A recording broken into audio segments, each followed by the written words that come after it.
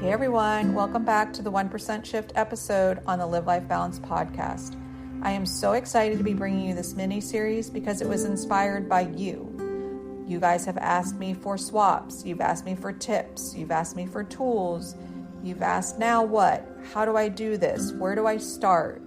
So I thought each week I would do one short episode on one particular topic, and I would do just that. I would give you the tips and tools that you need, the swaps and the things that you need to do in order to make those shifts in that particular area to help you to keep going on your journey to create better health and wellness for yourself. And who knows, you might even pick up a habit or two that could become one of your non-negotiables. So let's go explore this week's topic and see what we can find.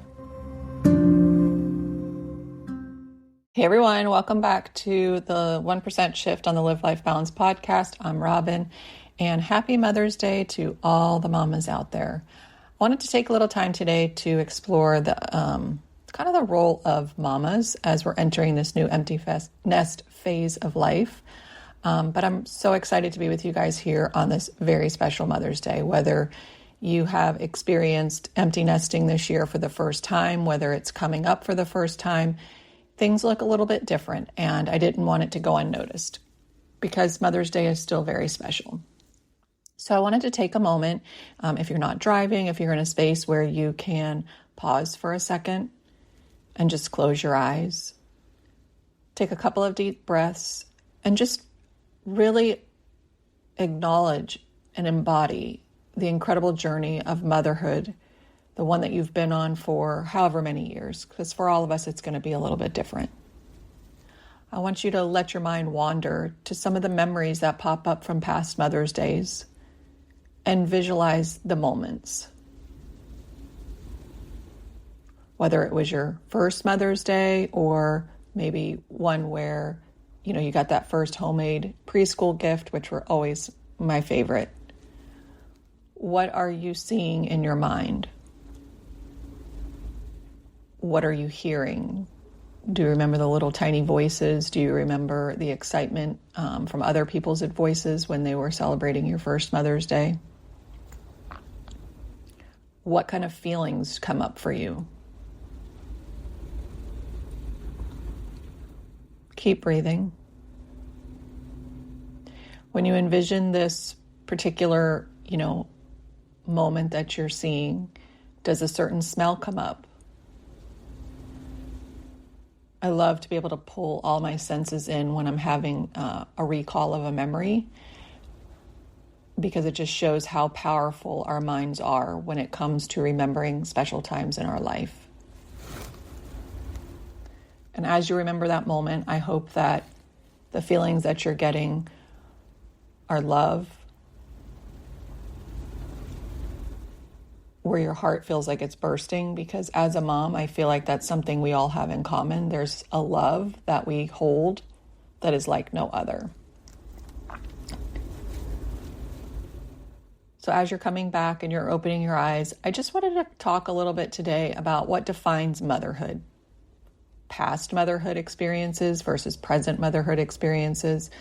And of course, discuss something that we can all do for ourselves during this particular Mother's Day season. So the empty nest phase, as we've talked about, marks, a significant transition for us.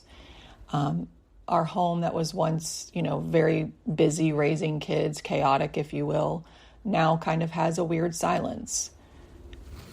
But during this change, of mothering and motherhood, motherhood will always be there. Momming our kids does not just go away because our kids fly the nest. It's an evolving journey, of course, from nurturing, our little ones' minds to, creating a sense of independence for them, from also constantly being present every day for them to guiding them from a distance. But nonetheless, we're still needed in their lives. We're still momming them. It's just coming from a different angle. And as we reflect on the past, when we think about our moms, I wanted us to see the dedication they had to us.